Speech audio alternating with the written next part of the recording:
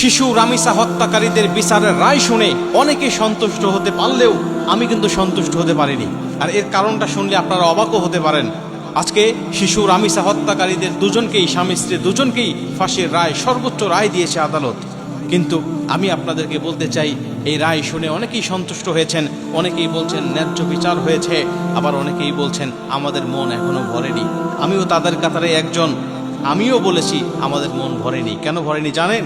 কারণ পৃথিবীতে কোনো রায়, কোনো বিচার, কোনো শাস্তি রামিসাকে আর ফেরত দিতে পারবে না। আজও রামিসার মা সেই মেয়েটির জন্য রাস্তার দিকে তাকিয়ে থাকে। আজও তার বাবা তার মেয়ের শূন্যতা বুকের মধ্যে নিয়ে বেড়াচ্ছে। আজ হয়তোবা জীবিত থাকলে ওই রামিসা খেলতো, হাসতো, স্কুলে যেত, আজও বাড়ি ফিরে আসতো। কিন্তু পৃথিবীর কোনো রায় ওই রামিসাকে কিন্তু আর ফিরিয়ে আনতে পারবে না। শুধুমাত্র তাই নয়, আজ যে রায়টা হয়েছে, এই রায়টা হওয়ার কারণে অনেকেই সন্তুষ্ট হচ্ছেন। কিন্তু আজকে সে ধর্ষণ হয়েছে, হত্যা হয়েছে, এরপরে তার রায় হয়েছে, একটা জীবন চলে গেছে, আরেকটা জীবন চলে যাবে। এভাবে আরেকটা পরশুদিন আরেকটা হত্যা হবে, আরেকটা রায় হবে, আবার হত্যা হবে, আবার রায় হবে, এরকমভাবে চলতেই থাকবে। কিন্তু এইভাবে কতদিন, কত মায়ের বুকটা খালি হবে বলেন?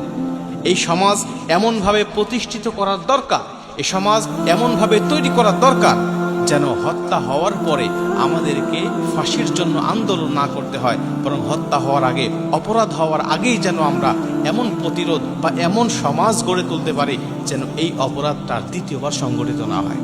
আজকে রামিসার চলে গেছে, রামিসার হত্যাকারীদের আজকে বিচার হচ্ছে।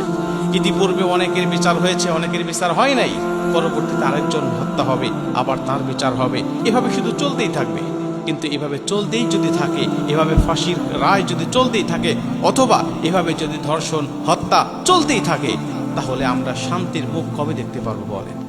সমাজ এমনভাবে তৈরি করতে হবে, তাদেরকে শাস্তির পাশাপাশি সমাজ এমনভাবে তৈরি করতে হবে যেন রামিসা পর্যন্তই শেষ হয়ে যায়, পরবর্তীতে অন্য কোনো রামিসাকে যেন আর এই নির্মমতার শিকার না হতে হয়।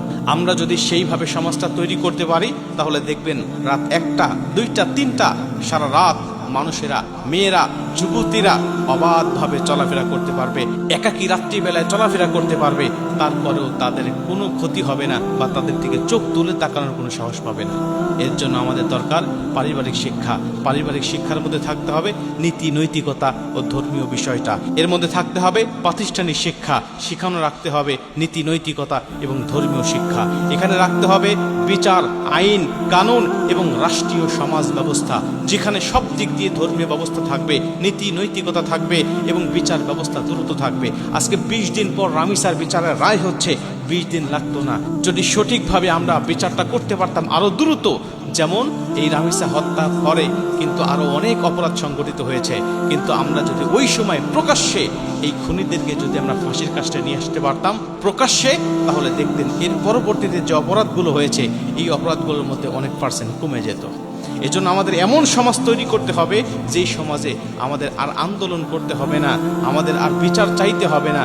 বিচার চাওয়ার আগেই অটোমেটিক মানুষ সাবধান হয়ে যাবে, অটোমেটিক মানুষ ভালো হয়ে যাবে। আমার সমাজ এমনভাবে চলতে থাকবে যেখানে নারী পুরুষ টেনশন ছাড়া ঘোরাফেরা করতে পারবে, তাদের কোনো ক্ষতি হবে না।